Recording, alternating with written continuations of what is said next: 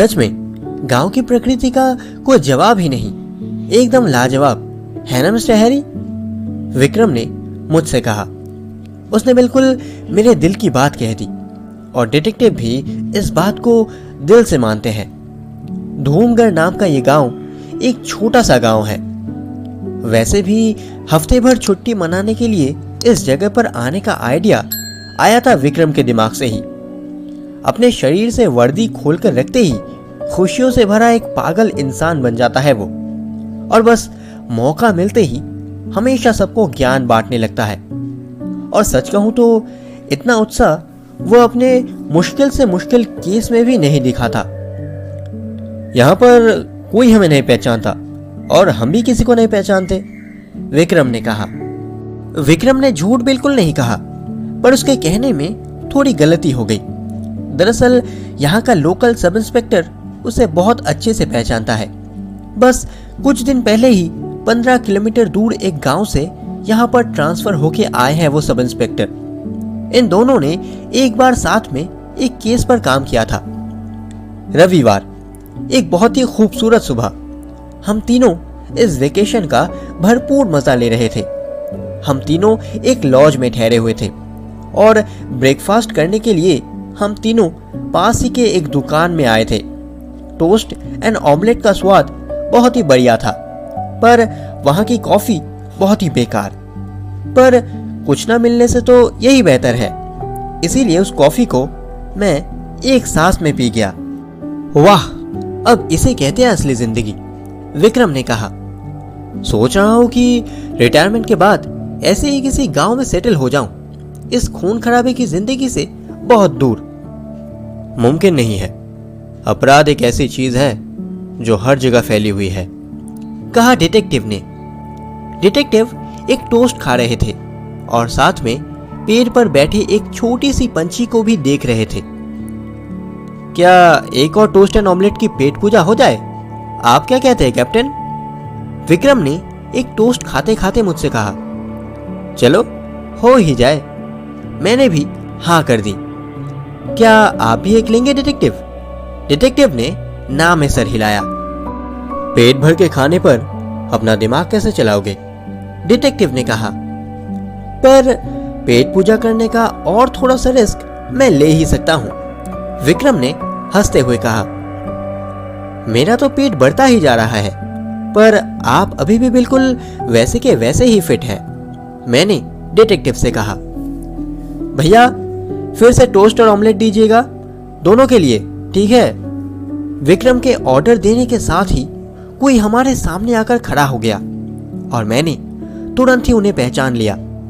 Sub inspector Vinod. Inspector Vikram को परेशान करने के लिए मैं माफी चाहता हूं, पर उनकी मदद की अभी हमें बहुत जरूरत है। अभी मैं छुट्टी पर हूं। विक्रम की आवाज गंभीर हो चुकी है। पर केस क्या है? मैंने पूछा। लेक हाउस पर एक आदमी ने सुसाइड किया है, सर पे पिस्तौल लगाकर। मुझे लगता है उधार या लड़की वाला कोई केस होगा। सॉरी विनोद, पर मैं तुम्हारी मदद नहीं कर सकता। पर एक मुश्किल है। सब इंस्पेक्टर विनोद विक्रम की बात को बिना सुने कहे जा रहे थे, क्योंकि डॉक्टर भटनागर ने कहा है कि यह सुसाइड नहीं, खून है।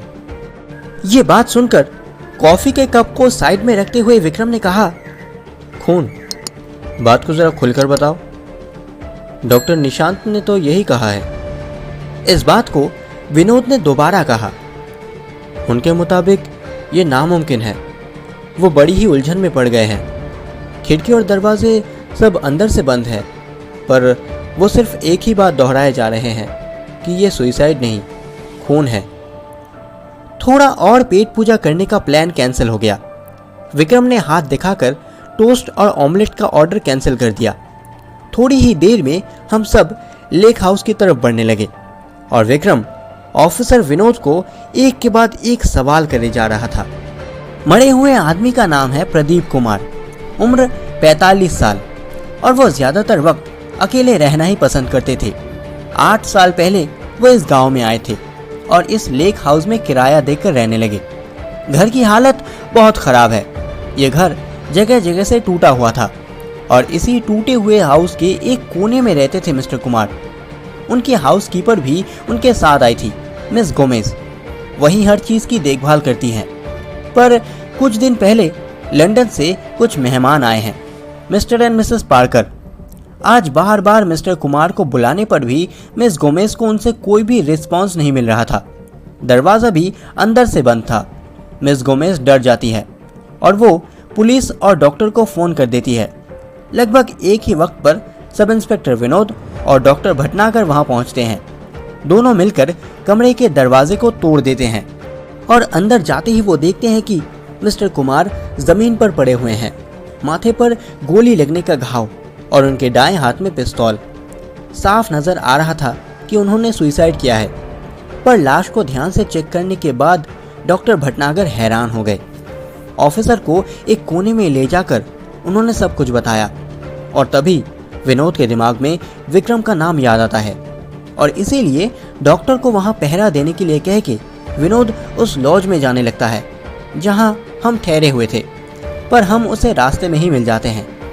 ऑफिसर की बात खत्म होते ही मैंने देखा कि हम लेक हाउस के सामने खड़े हुए हैं। जंगल और बागीचे से घिरा हुआ एक मकान, सामने का दरवाजा खुला ही था और इसीलिए हम सब ऑफिसर विनोद के पीछे पीछे उस मकान के अंदर चले गए। हॉल रूम से होते हुए हम एक छोटे से कमरे में पहुंच गए। 4 लोग मौजूद हैं इस कमरे में। फैशनेबल कलरफुल कपड़ा पहना हुआ एक आदमी। पहली ही नजर में न जाने क्यों वो आदमी मुझे पसंद नहीं आया।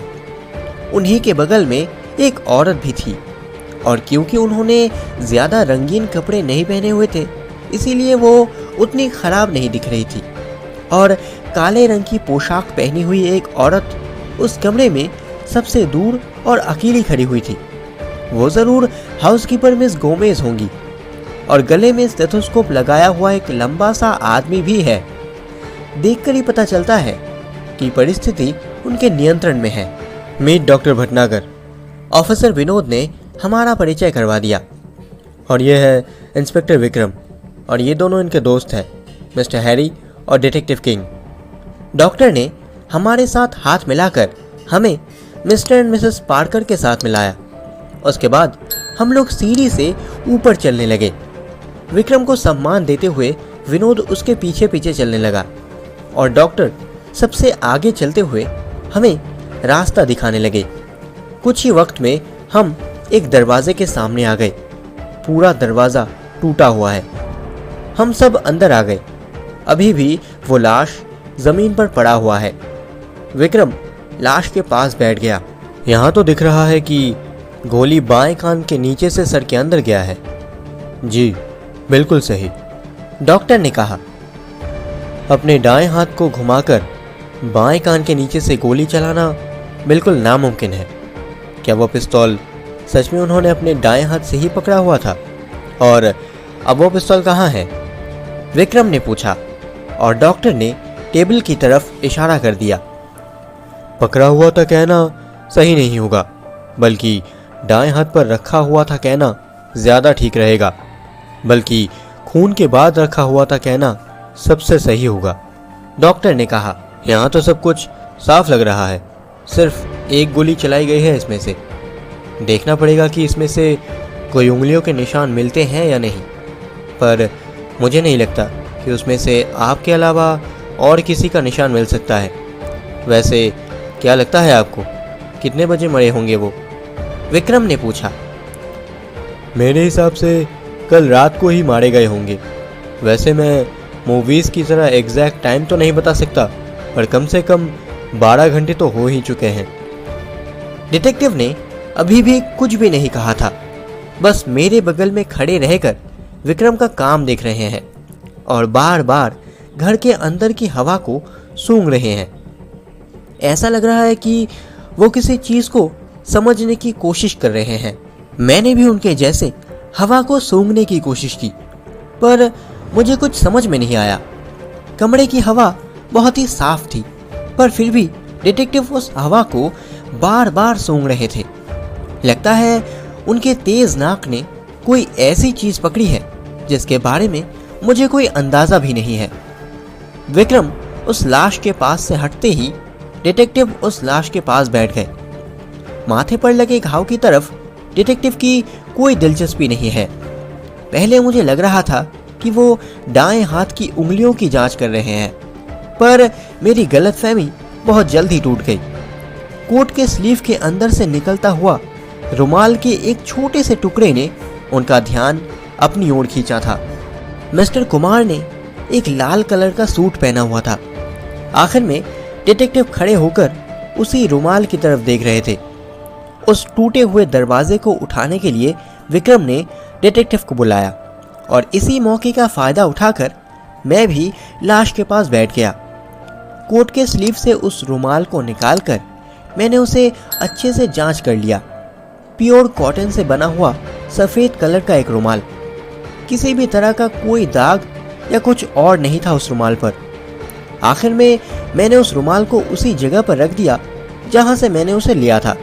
पर यह बात कहने में मुझे कोई शर्म नहीं कि मुझे कुछ भी समझ में नहीं आ रहा था। सभी ने मिलकर उस दरवाजे को खड़ा कर दिया है और अब सभी लोग चाबी ढूंढने लगे, पर कोई फायदा नहीं। चाबी का कोई नामो निशान भी नहीं दिख रहा था।